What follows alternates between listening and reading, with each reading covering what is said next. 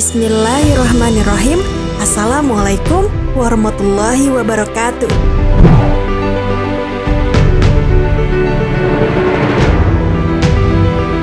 Sahabat Muslim, dalam Al-Quran, salah satu tokoh yang dikisahkan sebagai wanita bijaksana adalah Ratu Balqis, sang penguasa negeri Saba, sebuah kerajaan kuno yang diperkirakan berada di Eritrea, Ethiopia atau Yaman. Dalam sejarah Islam, Ratu Balqis disebutkan memiliki singgasana yang agung, kerajaannya juga luas, dan rakyatnya dapat hidup makmur. Namun sayang sekali, ratu yang bijaksana tersebut tidak percaya dengan Allah Subhanahu wa Ta'ala dan memilih untuk menyembah matahari. Lantas, bagaimanakah kisah masuk Islamnya sang penguasa negeri Saba, yaitu Ratu Balqis? Simak terus video ini, namun sebelum lanjut ke videonya, silahkan tekan tombol subscribe dan tombol lonceng di bawah ini sebagai bentuk dukungan kalian agar channel ini tetap terus menyebarkan informasi seputar Islam. Dan terima kasih untuk yang sudah subscribe.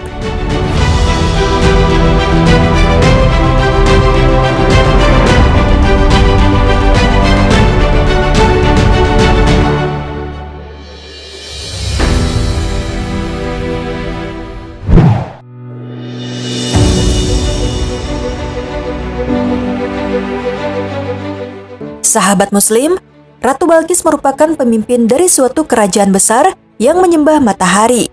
Melalui Nabi Sulaiman alaihissalam, Ratu Balqis akhirnya meyakini kekuasaan Allah Subhanahu wa Ta'ala. Suatu hari, Nabi Sulaiman dan para tentaranya melakukan perjalanan hingga sampai di lembah yang terdapat banyak semut kecil. Tak ada satupun dari pasukan Nabi Sulaiman yang menyadari kumpulan para semut itu kecuali Nabi Sulaiman alaihissalam. Wahai semut-semut, masuk ke sarang agar kalian tidak terinjak oleh Nabi Sulaiman. Ayo cepat lari, kata Ratu Semut kepada semut-semut lainnya. Nabi Sulaiman yang memiliki karunia dapat mengerti ucapan para hewan, lantas tersenyum mendengar seruan Ratu Semut kepada para semut-semut lainnya. Beliau lantas menghentikan langkah dan menunggu kawanan semut itu untuk menyingkir dan masuk ke dalam sarangnya. Kemudian, sebelum mulai melanjutkan perjalanan, Nabi Sulaiman mengecek satu persatu pasukan tentaranya. Namun ketika sampai di kawanan burung, Nabi Sulaiman merasa ada yang kurang. Ternyata burung hudhud tidak ada di dalam rombongan. Namun tak berapa lama kemudian, burung hudhud datang. Nabi Sulaiman kemudian menanyakan kemana burung hudhud pergi. Burung hudhud langsung meminta maaf kepada Nabi Sulaiman. Burung hudhud kemudian mengatakan bahwa ia ingin menyampaikan kabar terlebih dahulu sebelum Nabi Sulaiman menghukumnya.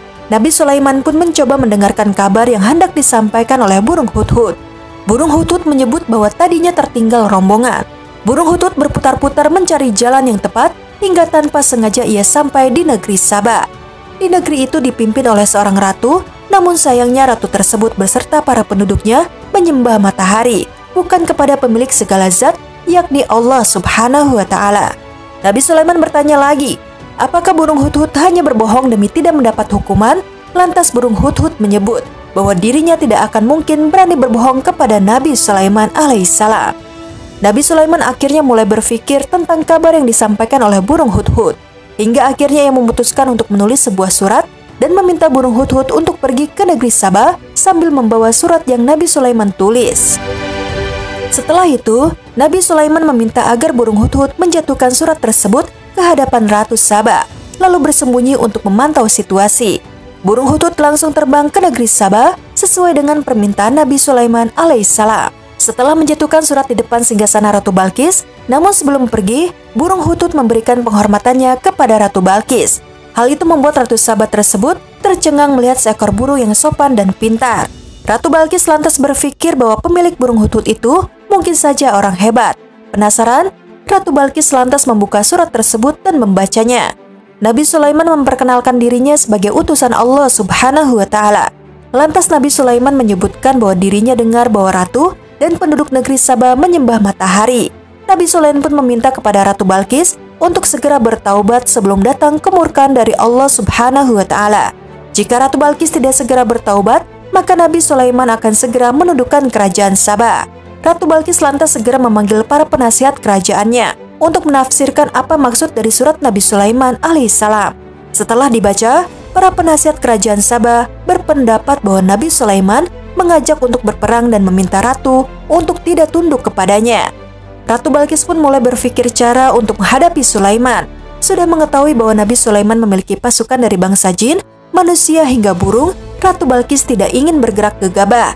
Alhasil, Ratu Balkis memerintahkan kepada prajuritnya untuk mengirimkan hadiah yang banyak kepada Nabi Sulaiman alaihissalam. Ini bertujuan agar Nabi Sulaiman dapat mengubah pikiran Sulaiman alaihissalam. Namun, begitu para prajurit memberikan perhiasan kepada Nabi Sulaiman, beliau menolaknya. Beliau berdiri dari duduknya sambil berucap, "Apakah patut kamu menolong aku dengan harta? Apa yang diberikan Allah kepadaku lebih baik daripada apa yang diberikannya kepadamu. Tetapi kamu merasa bangga dengan hadiahmu." Nabi Sulaiman mengembalikan hadiah pemberian Ratu Balkis. Ia juga bermaksud untuk memperingatkan Ratu Balkis dari para pembesarnya agar tidak bersikap sombong. Tak ingin ada peperangan, Ratu Balkis kemudian datang langsung menghampiri Nabi Sulaiman alaihissalam. Namun, sebelum Ratu Balkis sampai, Nabi Sulaiman sudah mempersiapkan kejutan. Selanjutnya, Nabi Sulaiman bertanya kepada para bala tentaranya, siapa di antara mereka yang bisa membangun singgasana Ratu Balkis sebelum sang ratu datang kepada Nabi Sulaiman. Beliau alaihissalam meminta pasukannya untuk memindahkan singgasana Ratu Balkis ke kerajaannya. Nabi Sulaiman pun memerintahkan untuk mengubah sedikit singgasana Ratu Balkis dengan kaca yang di bawahnya terdapat ikan-ikan. Para jin berkata, "Kami akan datangkan kepadamu singgasana itu sebelum engkau berdiri dari tempat dudukmu." Lalu, seorang ahli kitab Taurat dan Zabur berkata, "Aku akan membawa singgasana itu sebelum matamu berkedip." Ucapan para bala tentaranya terbukti. Ketika singgasana Ratu Balkis terbangun dengan megah, Nabi Sulaiman berkata, "Ini termasuk karunia Tuhanku untuk tidak mengingkari nikmatnya. Barang siapa bersyukur, maka sesungguhnya dia bersyukur untuk kebaikan dirinya sendiri. Dan barang siapa ingkar, maka sesungguhnya Tuhanku Maha Kaya, Maha Mulia." Undangan kepada Ratu Balkis pun dikirim. Ketika Ratu Balkis datang, ia pun disuruh duduk di singgasana dan mulai menyadari bahwa singgasana yang ia duduki mirip dengan miliknya. Nabi Sulaiman bertanya, "Seperti inikah istanamu?" Ratu Balkis semakin kagum melihat keindahan istana Nabi Sulaiman. Terlebih lagi lantai kaca yang di bawahnya terdapat ikan-ikan. Ratu Balkis bahkan sempat mengangkat sedikit roknya. Namun, Nabi Sulaiman menyebut bahwa Ratu Balkis tidak perlu khawatir roknya akan basah, sebab itu hanyalah batu yang terbuat dari kaca, sehingga tidak akan sampai membuat pakaian Ratu Balkis basah. Penjelasan Nabi Sulaiman membuat Ratu Balkis malu. Lalu dengan sungguh-sungguh ia berkata, "Ya Tuhanku, sungguh aku telah berbuat zalim terhadap diriku. Aku berserah diri bersama Sulaiman kepada Allah, Tuhan seluruh alam." Tepat setelah kejadian tersebut, Ratu Balkis menyadari bahwa apa yang dilakukannya, yakni menyembah matahari, adalah salah. Ia lantas bertaubat dan mempercayai adanya Allah Subhanahu wa Ta'ala.